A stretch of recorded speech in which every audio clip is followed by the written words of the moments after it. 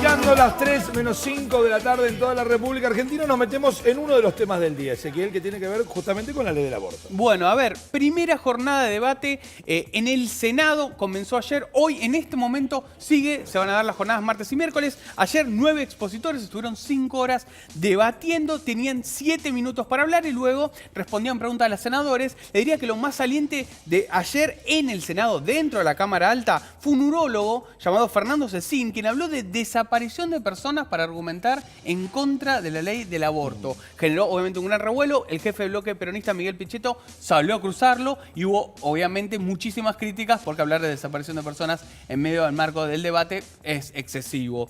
Hoy es la segunda jornada.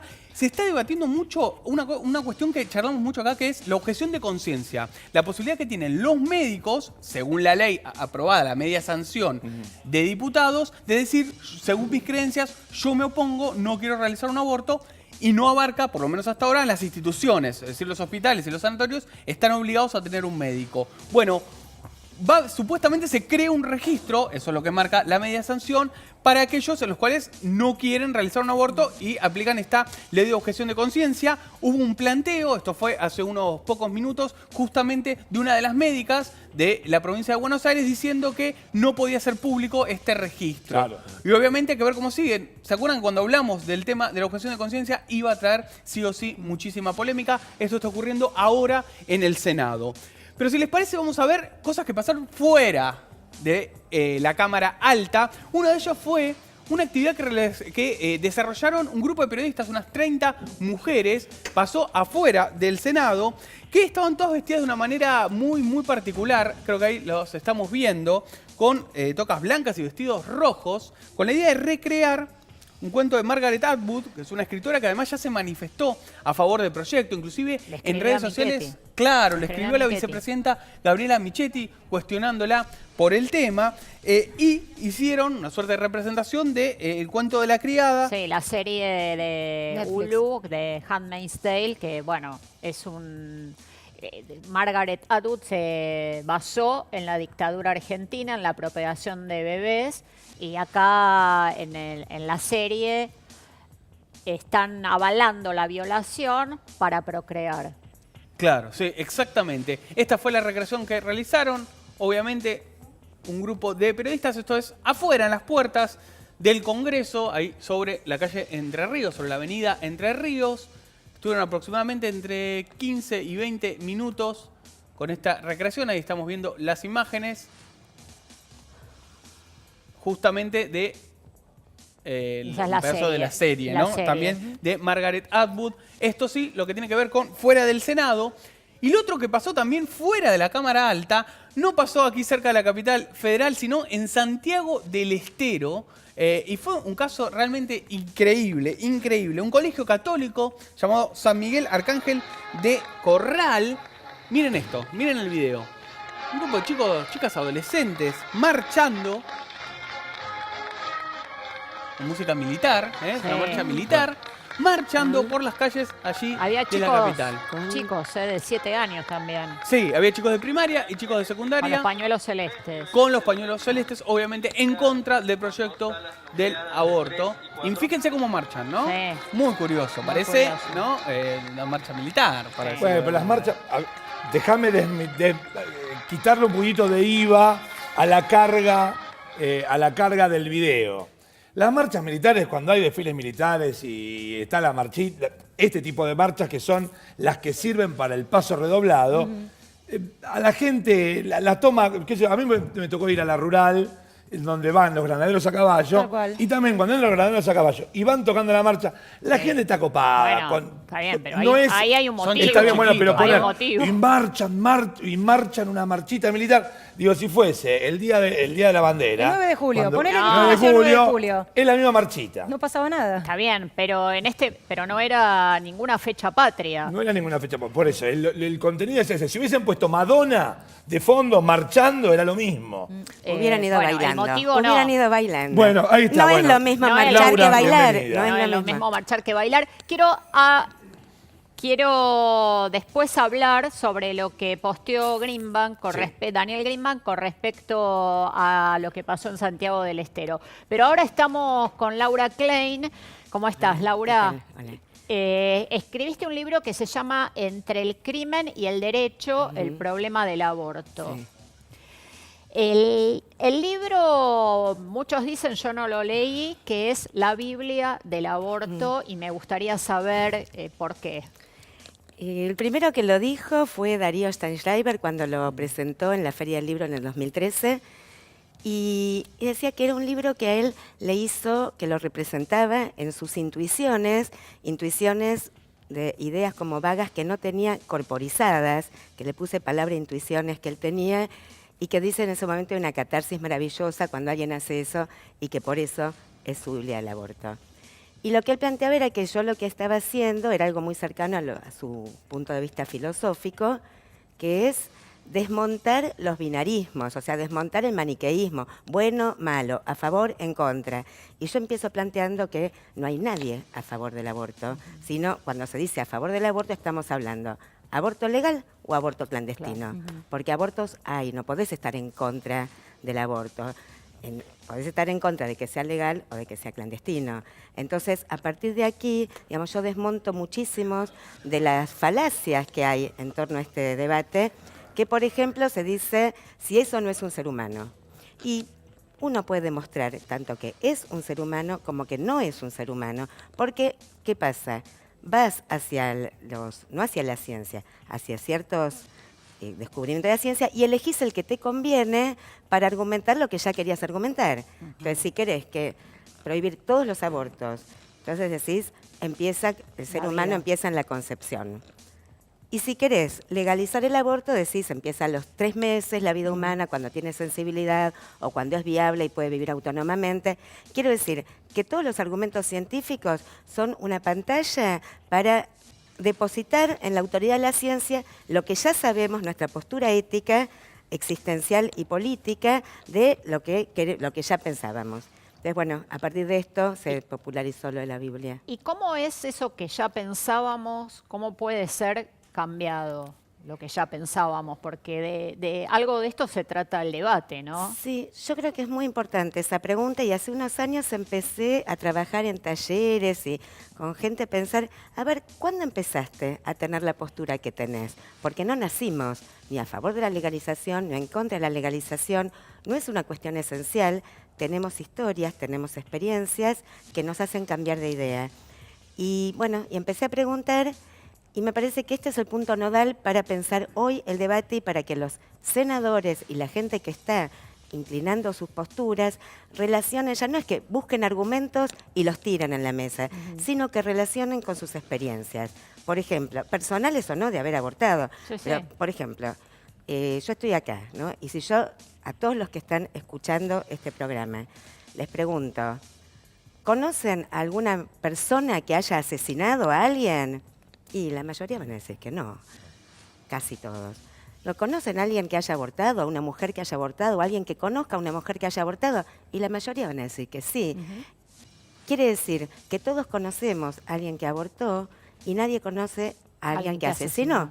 Entonces quiere decir que no lo decimos, no lo tomamos de la misma, no lo asociamos. O sea, cuando nos olvidamos del debate, nadie afirma que es un ser humano, una persona de la misma calidad de persona, con los mismos derechos y con la misma entidad, que cuando estamos en el debate. Quiere decir que son argumentos utilitarios, una especie de gran farsa muy emocional también, ¿no?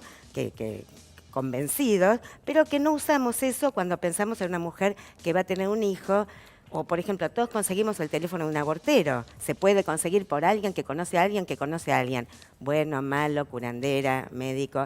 Pero es muy difícil conseguir el teléfono de alguien que mate por encargo a cambio de dinero a una persona que nació.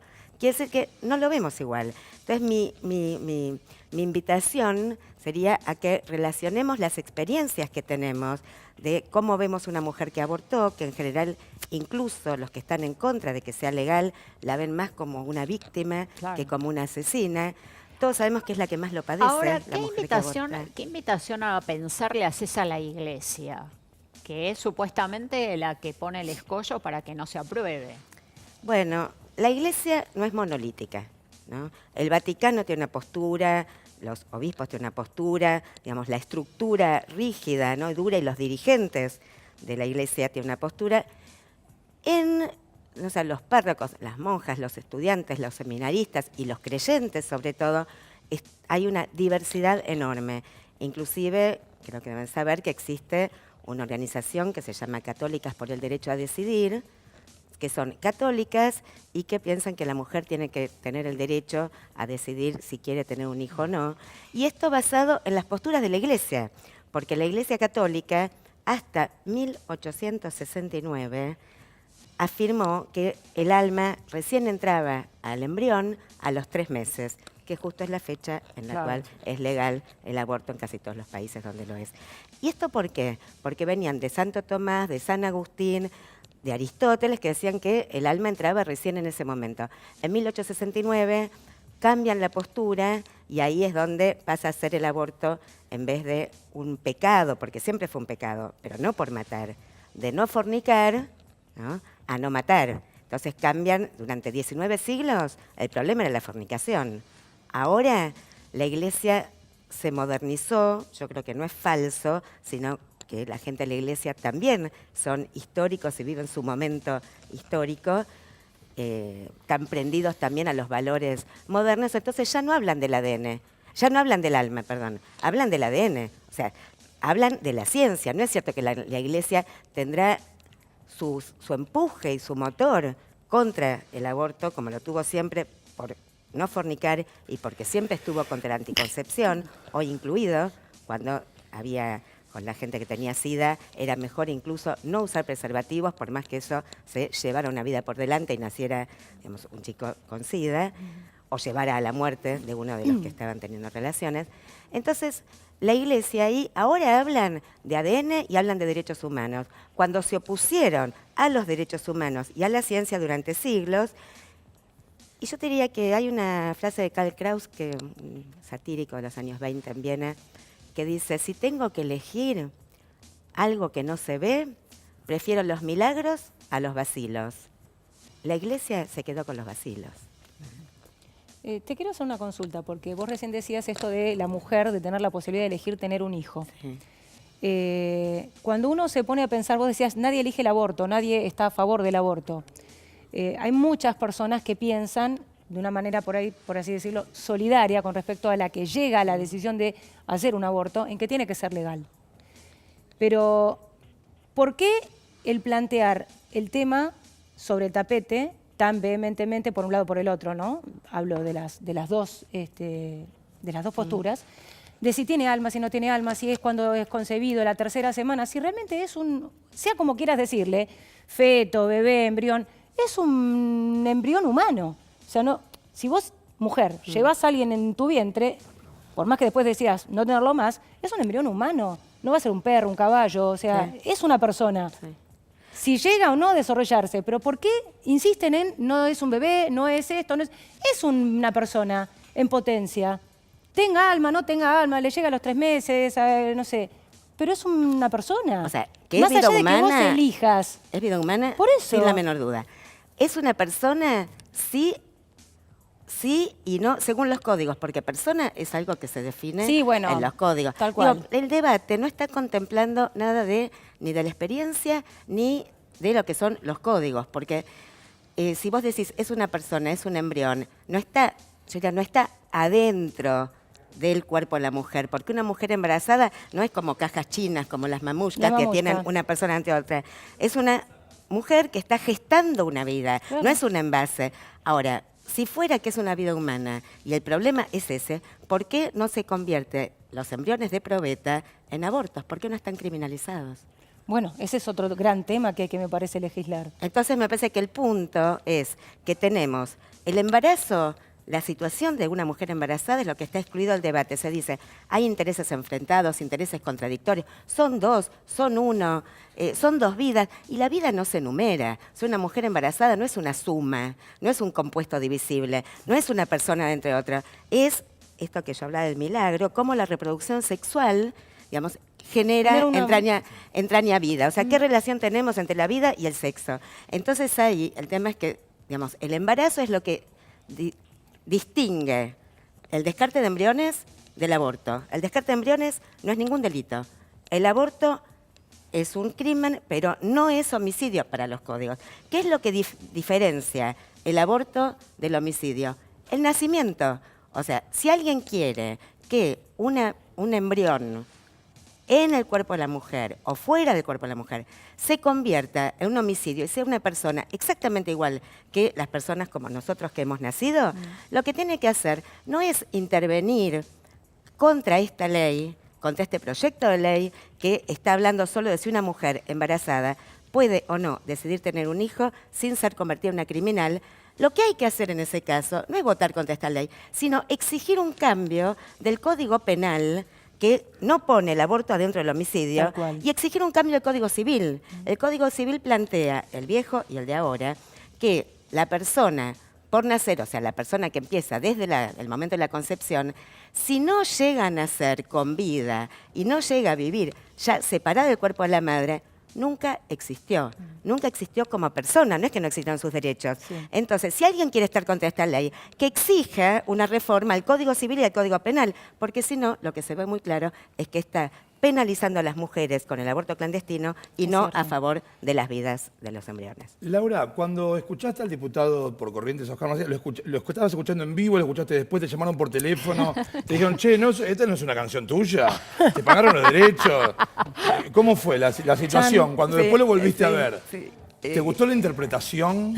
¿Te interpretaron bien? ¿Lo vemos? ¿Lo vemos? Ahí está. Es un derecho de las mujeres. Que es un crimen contra la vida, que es un derecho de las mujeres, Que viola los derechos humanos del embrión, que son las mujeres las víctimas. Es más importante la vida que la libertad. que viola los derechos humanos del embrión, que son las mujeres las víctimas. Es más importante la vida que la libertad. El embrión no es una persona. El feto no es una persona. Que no lo maten, que lo entreguen en adopción. Que no lo maten y lo entreguen en adopción. Todas estas afirmaciones estaban fundamentadas científicamente. Un debate áspero, pesado y con Claro, fundamento. acá la cuestión era que vos hacías, no sé si era como una crítica al argumento que estabas dando anteriormente. No era un argumento válido, sino es argumento esto, pero miren, lo que acabo de decir es papel picado. No, yo más bien estaba poniendo el cuadro de situación, Claro. ¿no? Yo decía, vos podés, lo que decía un poco antes, con la ciencia vos podés argumentar tanto a favor como en contra, ¿no? Que con el ADN es un ser humano o que hasta la viabilidad no es un ser humano, una persona. También planteaba que con los derechos humanos podés también argumentar Total. que estás a favor de la vida y los derechos a la vida del embrión, como el derecho a la vida de la mujer y al derecho a la libertad de la mujer. Te digo, este es el cuadro de situación que tenemos ahí como una aporía que con los mismos argumentos, digamos, con la misma fuente, ¿no? Sea ciencia o derechos humanos, podés argumentar a favor y en contra. Él tomó mi punto de partida como su punto de llegada. Entonces, lo que hizo una pirueta absolutamente ilógica, es como decir, no podemos saber si Dios existe, por lo tanto, me hago monja. O sea, entonces hizo una pirueta que no tiene nada que ver con lo que estaba planteando. Entonces yo planteo el cuadro de situación. Sí. ¿Qué pasó? Él hizo. A mí me costó mucho pensar, porque no es solo plagio, es mala fe y manipulación. Claro. Porque no es solo que no se dio cuenta. Porque ¿qué evitó uno? Redujo 18 renglones, sacó de 154. Bueno, Y- teníamos poco tiempo. Pero- Vos, Laura, pero también les muestro la querés que hoja. te cite O sea- completa. Eran un montón. No tenías Ella hizo tanto el tiempo para análisis. exponer, No, vamos. tuve que hacer un gran trabajo, porque Ella como hace es un tema tuyo, manipulador... es un tema de ego. Claro, no es otra Sí, cosa. bueno, dicen que el plagio es un homenaje literario. Total. O sea, algo escuchó, Total. algo le gustó Y le y quedó. quiso parecer reflexivo. En vez de una bestia con las perritas o los marsupiales, dijo, yo me voy a plantear como reflexivo una situación de, así, la jactancia de los intelectuales, Claro. de rico. Entonces dijo, voy a poner esto y después digo lo que quiero, lo que ya tenía de antemano. Pero además trajo ningún párrafo completo, todas frases sueltas. Pero lo más grosso es que evitó plagiar muy concienzudamente, cuando yo pregunto, ¿conocen a alguien que abortó? ¿Conocen a alguien que mató? De lo cual, que así empieza lo segundo que hay en la charla, que queda clarísimo que no valoramos nadie, aunque estemos en contra de la legalización, Valora nadie como valora asesino. igual Tal como cual. asesino. ¿Te llamó el diputado, Laura? Sí, para que quiero decir dos cosas más Dale. del plagio. ¿Qué más evitó? Evitó plagiar algo que yo digo antes que aparezca el eslogan de las dos vidas, porque esa charla es del 2015, que una mujer embarazada no es una suma ni un compuesto divisible, que una mujer embarazada es, digamos, la fuente de la vida donde no es el intereses enfrentados y contradictorios entre sí, y que embarazo tiene que ver con maternidad. Y no tenemos de un lado la maternidad idealizada y el aborto estigmatizado, y al final todas las mujeres somos culpables, o porque abortamos, o porque cuando somos madres nunca somos perfectas. Y evitó también decir que si él dice, me plagia una frase que aparece desde el libro en el 2005, en el 2013, la charla en 2015 y ahora, que yo planteo que también los argumentos a favor de la legalización muchas veces no contemplan la experiencia, porque dicen que una mujer elige libremente. Y yo no, para. O sea, hay una decisión que tiene que ser legitimada por la ley. Pero es una decisión que no es una elección libre, porque nos quedamos embarazadas contra nuestra voluntad, entonces ahí nos fuimos libres para quedarnos embarazadas. Entonces digo, una mujer embarazada que decide abortar, porque puede ser el embarazo involuntario y decidir seguir el embarazo, Total. que así nacemos un montón, esa mujer está entre la espada y la pared, ni quiere tener un hijo, ni quiere abortar, Claro. no puede batirse en retirada, es una situación única, intransferible, que además tenemos solo las mujeres. Entonces puso, esta mujer está entre la espada y la pared, y alguien que estaba escuchando, yo no lo estaba escuchando, y había visto varias veces mi charla TED, dijo, estás robando a Me Laura. suena. O sea, me Por suena. eso, Entonces Laura, ahí se viralizó. si ustedes quieren quedar bien en alguna reunión, casamiento, reunión de consorcio Bar mitzvah, o bar despedida de mitzvah, lo que soltero. sea, se lee entre el crimen y el derecho El legítimo. y se estudia 2 o 3 cosas y en una reunión Claro, dice... qué bárbaro. Pero de memoria. La que lo política haga. de los nuevos cristianos se apartó de Judea. Y te vas. Y te vas. Y quedás como un rey. Laura, Claro, muchísimas gracias por visitarnos. Muchas gracias.